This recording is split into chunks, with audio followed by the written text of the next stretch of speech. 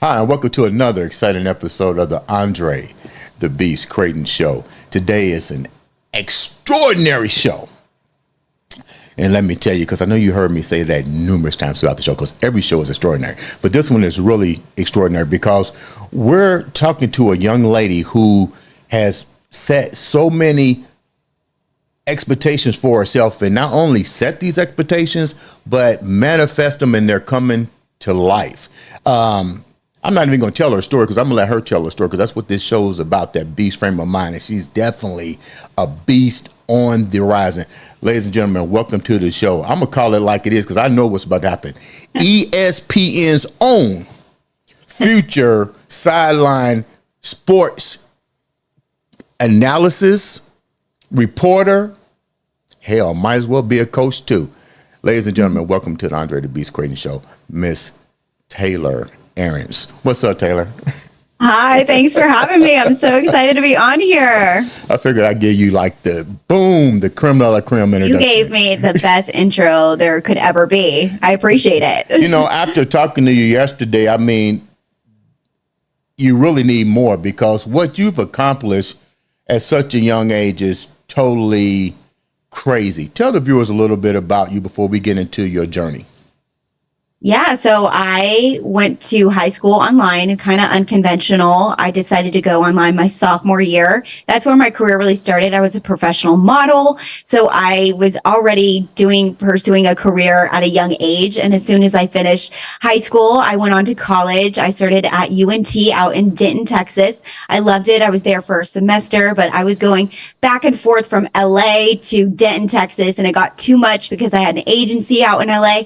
They were sending me emails that I had auditioned. So it just got too much. So that second year of my sophomore year my freshman year in college, I moved to LA and lived the life out there. It was great. I did a lot of auditions. I was in commercials. I did magazines. I lived the dance life out there, and I was still doing college online. My lease ran up. So then I went back to Houston, and that week it was auditions for NFL Houston Texans to become a cheerleader. And I was like, you know what, let's go for it. And then I ended up making the team. I stayed in Houston for 4 years. And when I was on the NFL Houston Texans, pursuing cheer, I was also going to school at U of H. I got my undergrad there. And then COVID year, I graduated. I got my undergrad in 3 years. So I just was like, why not stay and get my master's? So I ended up getting my master's, not at U of H. I went to A&M Commerce, and I got my master's in undergrad within 4 years.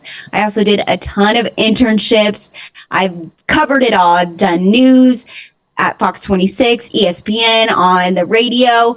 I did play-by-play for baseball, in-game host. I literally have done it all, and it was just a short period of time. And then once I graduated high school, I then went on to move to Arizona. I had an opportunity out here to cheer with the Arizona Cardinals. So I did that. I moved out here, and I got a job with iHeartMedia on the radio station, and it's been great. And I've just really done a lot at such a young age, and it's kind of been a journey, but you know what? I've loved it. So my journey is really hard to follow, but it's been a fun ride. So let's get deep down into some conversation with this journey. At 24 years old, all of a sudden you decided that you want to do online schooling. Tell me how it was in your family structure. Like, you just didn't decide I want to do online schooling. You was already involved in some pretty much adult programming with events that could have elevated your career at the time. And I assume that's what was happening with your mom putting you in these different organizations. Your career probably elevated a lot quicker than what you expected. Totally. So when I was in high school, my mom was an online teacher for physical education and health. So she already had a school that I knew of that was online. But back then when I went to high school, it was unheard of to go online. Right. And I remember I lived in Philadelphia at the time, and no one was on board with it. They were like, what are you doing? Why are you doing this? And I was like, you know what? I'm doing what's best for me because I have an opportunity, and I was flying out to St. Louis every weekend doing modeling, and it was a big prestigious company, and I was getting recognition in the dance world, which is so small, but it was making great money. And I knew that's what I had to do for myself. And I knew at a young age that I was able to pursue both school and be able to pursue a career, because usually when you go to a brick and mortar school, it's a lot of like riffraff during the day. You watch movies sometimes, you just eliminate all of the like busy work that you do, and you just get your work done in online school. And I really think that was the best thing for me in that situation. And my parents supported me. Taylor, how old were you when you made this decision? Because the viewers will be looking at this particular interview and be like, okay, you're just now 24 years old. How were you able to make decisions? Like, what age were you when the decisions came? But people need to understand you didn't, quote unquote, make the decision by yourself. I'm pretty sure you collaborated with your mom and dad and so forth. But how old were you about this time? I want to say about 15 or 16 is when I made that decision to go online. And it was a big decision, but I've always had an older soul. Right. So I've always been more mature for my age. Okay. So I've always been trusted by my parents, and they knew that this was something I wanted to do. So they had 100% trust in me that this is what I needed to do. When did the one reality click for you that, you know, you says, oh my God, now I see what's going on? That what you call light bulb moment. When did that happen? I think for me, that light bulb moment, see, I was always a hard worker. Not when it was funny. Like when I was in elementary school, my drive wasn't as where it is now. Like sometimes I would go to like dance competitions and like hide in the bathroom because I didn't want to dance. I just wanted to, I don't know, mess around. But I think it was like my maybe 8th grade or my freshman year of high school is when I all of a sudden like just had this aha moment. And I think it's when I started working for the modeling business. Like I have something special and I was meant to do something great, but the only way I'm going to achieve greatness and get all these things that come my way is if I work hard. Right. So that was the moment that I don't know if it was a certain day, but it was just I know it was like my freshman year of high school that I was like, okay, these opportunities are coming my way at such a young age. I need to capitalize on them. Right. And the only way to do that is work hard, because that's how you get anything in life, is through hard work. Which one did you like the best? Do this short, brief, overwhelming part of your career. Do you like the modeling better, or did you like the dance? How did you determine which one was going to take you to that next level? I think for me, I loved dancing. I think dance was always a passion for me. So when I was a young girl, I always knew that I wanted to be a professional cheerleader, because usually when you are a dancer growing up, your goal is to be a backup dancer for a big time artist, being on tour, whatever it is. It's not usually be an NFL cheerleader. Right. So I always knew that in my mind that I wanted my dance career to take me to the NFL and be able to do dance for sports, because that's where my true passion was. And I think I wanted to pursue dancing more. So that's where my career ended up going. And I was thinking along the lines, like, if I was able to get big through cheer, then I would get recognition and maybe more of the modeling stuff would come. But I always had more of a passion for dancing and cheer. So that's what I ended up pursuing. Which part of the dancing do you like? My daughter did dancing for many years. Do you like the lyrical? Do you like individual? Do you like the competition part of dancing? How, because clearly you're a unique individual. You like to have your own shine. So you're in dancing, and people that don't know dancing, there's different areas of dancing when, competition wise and so forth. Which part did you specialize in, and which part gave you more, of a challenge that you now look back and go, wow, I wish I had perfected that part of the dance, because now I'm cheerleading? Right. So for me, I grew up as a studio dancer. So I literally did everything: tap, jazz, ballet, everything, hip hop, ballroom. I did it all. So it was really fun to be able to be so versatile. Right. And what I did big everything. I did so many dances. I did solos. I did group dances. I always loved solos. That was always nice because you didn't have to worry about anyone else. Like even I never really forgot my dances, but if you happen to forget your dance, you could just do whatever you want and no one would know because you're the only one out there. So I always loved a solo. It was always challenging because they would throw your hardest moves, all your best assets out there, so you would be your best during your solo. And my solos were usually lyrical, and I did some jazz solos, but lyrical is usually where I did my solos. And then I also loved the group dances because I am a team player, and those were always so much fun to dance with a group and be able to be a part of a team. And that's what I was a part of during the NFL. And that's what was preparing me to do NFL cheer, was those group dances, because you have to work together. You have to look the same, but you also have to be kind of your unique self, but also you don't want to stick out way too much because you want to be in unison. And that's exactly what NFL cheer is. So I was so blessed to be able to experience so many kinds of dance that it made me into the dancer that I was today. And I mean, I think the hardest style for me was tap. I mean, I don't need that for NFL cheer, but that was probably the one area that I would struggle with, that I wish I kind of paid attention more, but I still kind of knew what I was doing and I could fake it till I make it. So I just was able to grasp so much at a young age. And I really think all the fundamentals that I learned really helps me in NFL. When did the cheerleading aspect of your life begin to be of interest? You just didn't become an NFL cheerleader. Now you went from all of these dancing classes, dancing competition, modeling. Now you're pretty much focused on cheerleading. When did the cheerleading part set in? Because you said you went to online school. So how was you even introduced to that part of your life? Yeah, so I ended up going to UNT my freshman year of college, and I was on the dance team there. So that kind of introduced me to, it was like the teaser of NFL. So that kind of got me like introduced to everything and got me warmed up to it. And then I ended up going to LA, like I said, and did the online thing. But I've always been a bubbly person and interacted with everyone. So I knew dancing for a team wouldn't be a big issue, and it would be a smooth transition.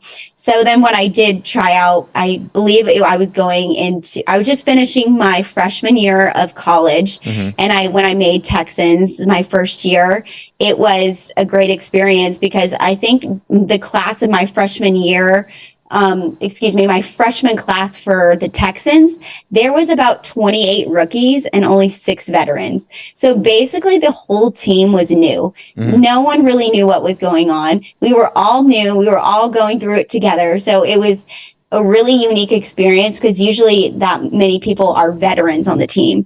So that was a really great experience. And I just kind of lucked into that because I don't think if they would have taken that many rookies, I was just at the right place at the right time. So I was really lucky to have so many rookies to be able to just really transition. And I mean, the transition, I've danced my whole life. So it was only 3 days a week we were practicing. So it was really easy for me. And I was always the go-to girl. So I was always the one that people were like, Taylor always knows what she's doing because she knows all the dances. And I think I just had the upper hand because I had all that training and all that experience through dance.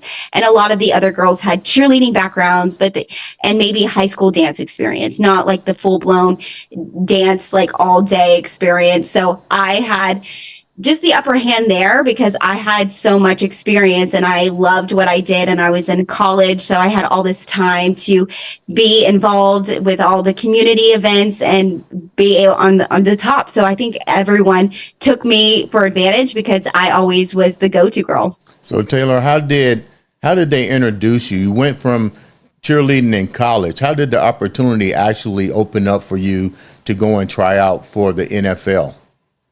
Yeah, so the opportunity, the tryouts, the only requirement is that you have to be 18 years old. So I obviously had that requirement, and anyone can try out. It doesn't matter if anything, as long as you're 18 years old, you can try out for the team. And so that I just happened to be in. My lease ran up in LA, so I came back to Houston and I was like, I'm going to get this tryout outfit. I bought one and I just wore it to auditions, and it was crazy because the audition, it was about a 3-day process, and it was insane. I think the audition started in the morning, and Right. my rookie season, that first audition, we were there until 3 a.m. in the morning auditioning. I've Really? never been to an audition like that. It was absolutely insane. And I just remember I was like, I want this so bad. I will be here till 4 a.m., 3 a.m. in the morning because I want this so bad. And I think it was at the end of that audition process when they were about to announce the team that it all really hit me. And I was like, wait, like, I am about to make this team. Like, my life is about to change. I'm about to Did you get. knew right then you was going to make the team? So I didn't know. Like, I really thought I was going to, but you just never know in this industry. You could have everything and you could just not fit the look, because that's what is about dance world, NFL cheer world, is that it's very subjective. Like, they could be looking for a certain person, and just because you're great doesn't mean that they'll pick you. Right. So you just never know for this process. So I was in the running. There was about 50 of us and they only took 35. So Right. I had a really good chance, and I just remember I didn't know, but I had a really good chance. What did you feel when you walked onto the field? A different type of training now, audition. You're young.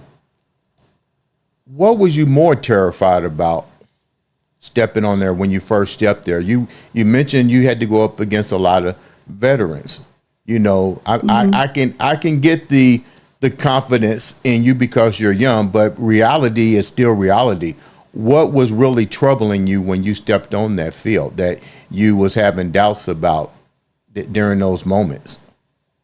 I think the first time I ever stepped on the field, my biggest, like, where I always got so nervous was in the tunnel about to do, because we always did a pregame routine. And in that tunnel, I would just have a moment of like the butterflies swarming through your stomach. I would just get so nervous in that tunnel. We weren't in there for that long, thank goodness, because I would try not to think about everything and overthink everything. But I knew that I had this job and this role, and I had to live up to it. So I think I was always more of the calm person on the team. There's a lot of other girls that would get like very high maintenance, like, but I was never like that, I think. But I do remember, like, always, even from my first year to my fourth year or fifth year, I would always get those nerves in the tunnel. But once you got out on the field and I got through that first pregame routine, I'm like, okay, we're smooth sailing. Like, now I just to go out there and enjoy. And I don't think people realize of the amount of time we practice. We practice 3 days a week. I would be at practice from 7 p.m. to 11 p.m., maybe 12 p.m. So we put so many hours of practice that I would use those game days to enjoy the moment, because we put so many hours practicing. It was like muscle memory at that point. When you made the team, you got I'm going to try to wrap your whole career up in 30 minutes. So Got it. you basically now made the team, the youngest. What happens then? And then what tell me some of the highlights of your NFL journey real quick. What's some highlights? You're 18 years old, and definitely you walked on there with confidence, because it don't appear like you were shaken by any means. So if coming through the tunnel is your biggest fear, I'm gonna have you on my team all the time. Right. Now you made the team. What's the biggest highlight now? So I would say the biggest highlight, I've had a lot of great things in my career. My first year on the team, we had the opportunity to go on a USO tour. We had to apply for that, and they only took 10 girls to go on the tour. And I was selected. I have a big background with military and Army. I have a lot of people in the military in my family. So I applied for the position and I was able to get it. So I went to Abu Dhabi, Qatar, and Djibouti, Africa. We put on a show. We got to tour the bases. That was the most life-changing experience ever. And I was so blessed for that. So that was my first year. Wait, why was it life-changing for you? You're 18 years old, traveling abroad. Why was it so life-changing for you at that moment? You would think the fact that you made the NFL cheerleading team is one life-changing moment, but now you're overseas. So from your own experience, what was so life-changing about that brief moment? Yeah, that experience, I think it was just because we were able to go to these military bases and just make such a big impact. And being able to go overseas and see what they had to experience and just really put yourself in their situation. They were living deja vu every single day. And them seeing us was in their eyes.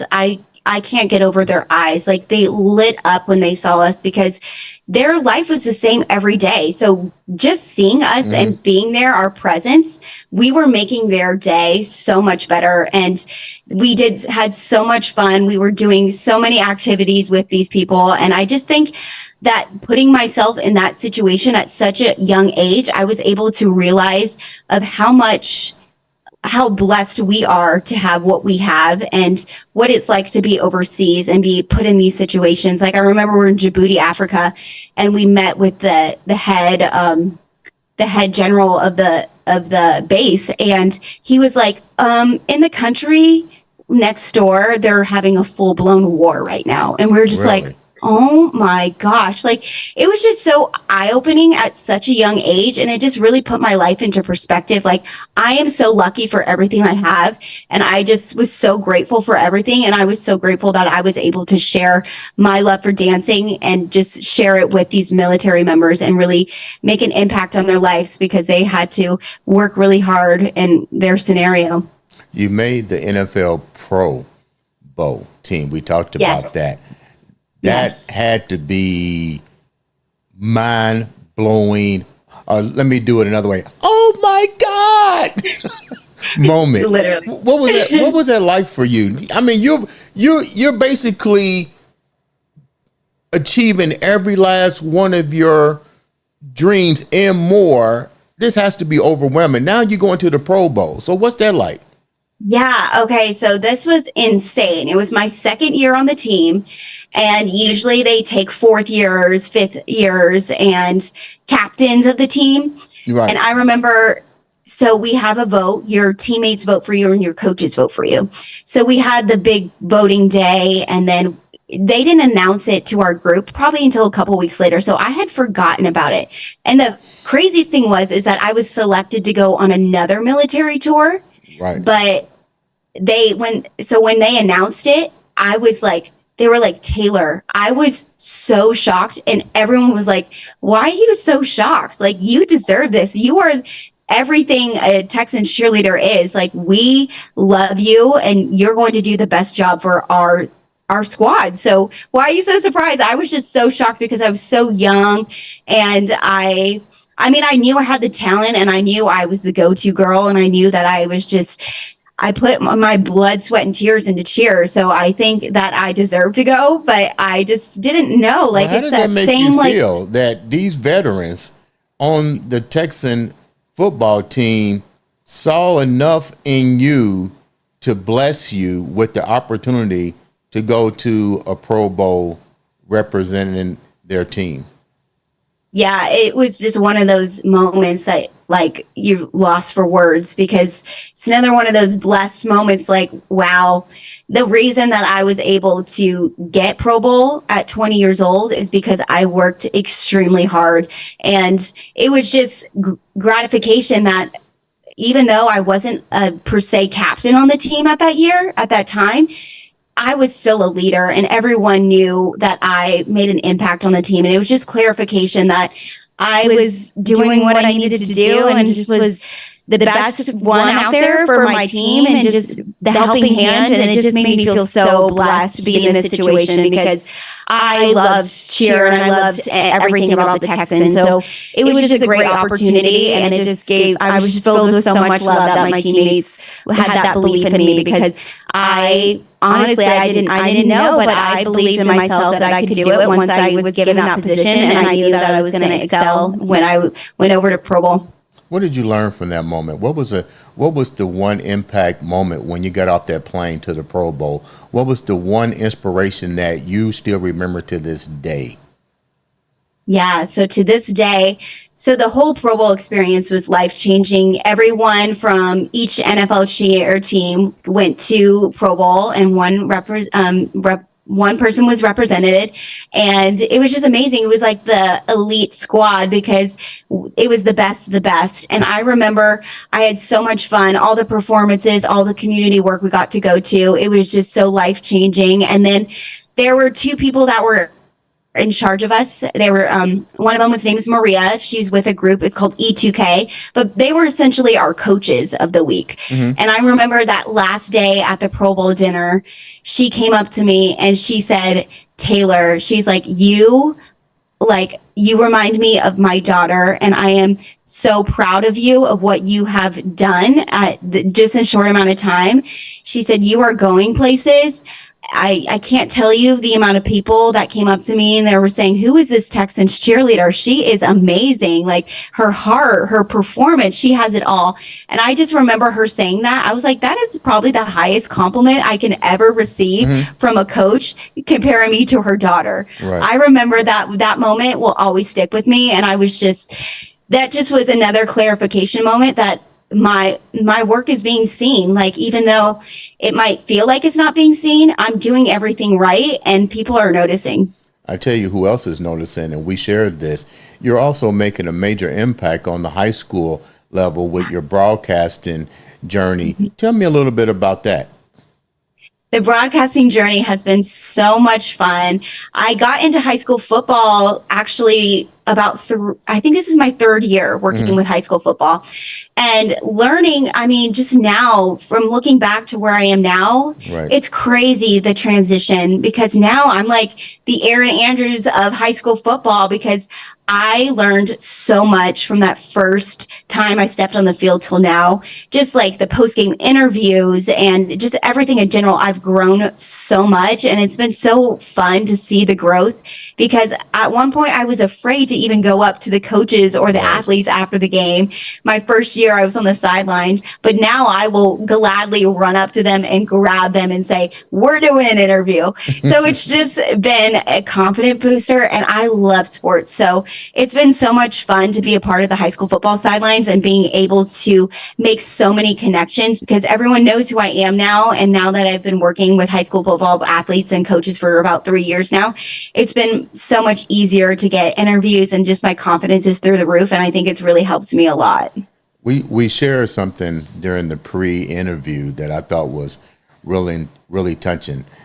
We talked about the engagements of a cheerleader, and we talked about sports celebrities and fans when individuals go to these events. And I was sharing my experience. I thought it was like, I would like to see more engagements from both the players and anything. I mean, there are some people that pay an arm and a leg to get those tickets, whether it be baseball, basketball, whatever. And it takes less than a second for somebody to go up to a stand or something and engage with these people. You want to see something different happen like that. Tell me a little bit about that.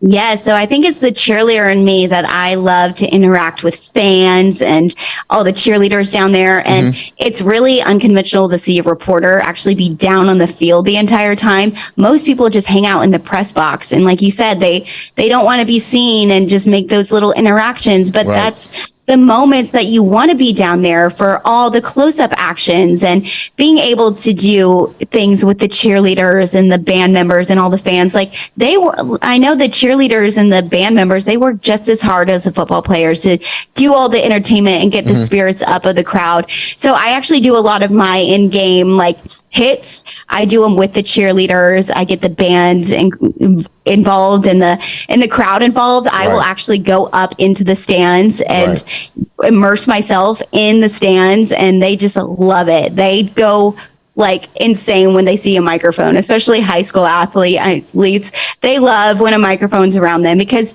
they want the recognition too. I am there because they are there. Right. And I think the reason I love being involved is because I was a cheerleader, and I know how hard it is And I loved being involved. And like I said in the beginning, I like to see the close up interaction. Like not too long ago, I was at a game and the coach, he had the biggest touchdown dance ever. It was the most amazing thing, but I wouldn't have been able to see that up in the press box. And I actually used it in my post game interview. I was like, Coach, that celebration dance, I was like, that was insane. And I just used it, and it makes it more personal because they're able to relax and then give me more of a confident answer, because I'm just chatting with them like one-on-one as opposed to just those robot questions. But since I was down there and I saw it, I can make it relatable, and it actually brings out a better answer in those post-game interviews. I like the way you said it, because like I shared with you when I was at the NFL Combines, even though it was a privilege to be there,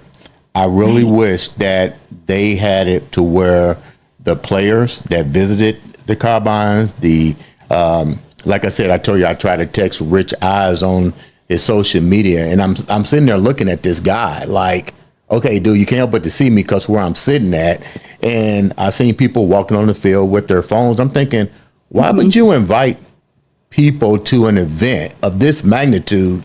Right. For I was there every day, and to really not even engage. You know, like I could have watched this. I could have watched this shit on TV. And got, you know what I mean, and had a popcorn food or whatever. But I like the fact that you saw what I saw. Interact. If you want people to get immersed outside of television, then immerse with them. You know, it's PR, public relations, what I call it.